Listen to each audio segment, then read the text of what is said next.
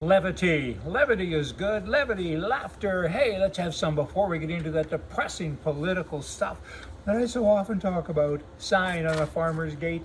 If there is life after death, trespass here and find out. Second sign at the swimming pool, spelled O-P-P. It's not O-O-P. That's what I tried to say. There is no P in pool. Please keep it that way. Last sign of the day is sign at a gun shop. Guns don't kill people. Men with pretty daughters kill people. Pay attention to that. Hey, liberal governments, do you know what? They study your every move. They really do. They want to know what you're doing and when you're doing it and how come you're doing it and why.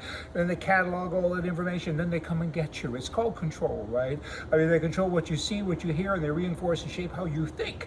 That's their job. I don't know why they think that's their job, but they kind of do somehow. And information is delivered to you based on what and how it is heard by the liberals. Heard and kind of put together. It's up to you. Really, it is to uncover the truth. Liberals live with untruths to manipulate and to change people's behavior, and it's none of their bloody business.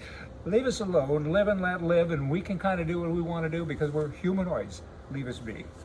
Vice President Harris said in an interview recently that, hey, we got to do something about this massive student debt. We have to forgive it. We have to give it back. What about all the people who didn't go to school and didn't borrow the money? And worse yet, the people that didn't go to school did borrow the money and paid it back. Is this fair? Of course it isn't. It's crazy, but it's kind of positioning. Getting ready for an election, do you know? Hey, let's give you something free and you will say thanks and you'll vote for me. I'm a poet and I know it. You know what? That's bad. Bad stuff, and I hope that the student body, the student people, the student humanoids, I hope that they can see through this.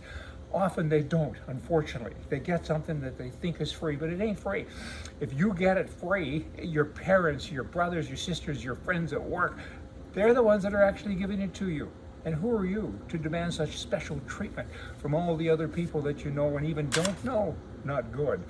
You know, if you feel like you live in this alternate universe, I think you're right sometimes. In Maccato's a nice town. They got a great school, their auction school, hey, in Minnesota. And recently they voted unanimously, I don't get this, who does this, to pay non-white teachers additional monies over and above what white teachers get. You don't have to earn the raise or anything like that. You don't have to be special. You just get a raise because of the color of your skin. Is that racism? No kidding. Wow, that's racism. You see it all of the time. And these people, I don't even have to know or ask how they vote. I kind of know already. They only vote Democrat because there's not a party that's further left than the Democrat Party, maybe. And they're pretty far left. That's not good. We are so busy. We need to be busy to keep political psychopaths from destroying the entire country, because that's what they're setting out to do. They're turning everybody against everybody. Often you read about people saying, politicians saying, we're going to have to not have strong tests anymore for people of color. What they're really saying is that those people aren't smart like white people. That's not true. And who are they to say that? And then they call us names? These people, wow. And you got the Prime Minister Trudeau in Canada. Recently he said, hey, if you don't get a COVID test, you're a racist.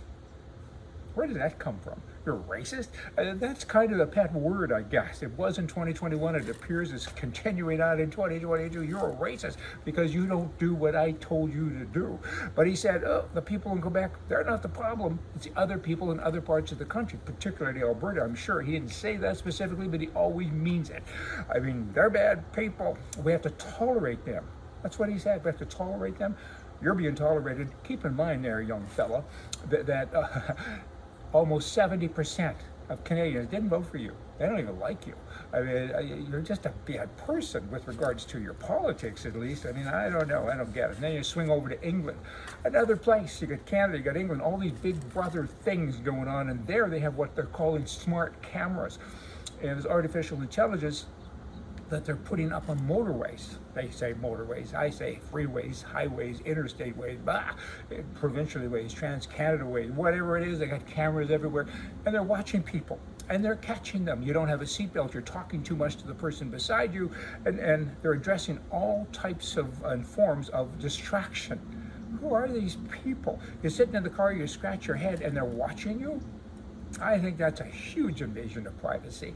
And you're driving a car.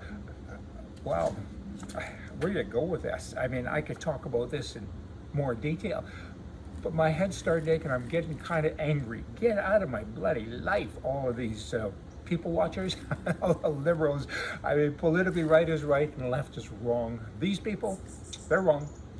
See ya.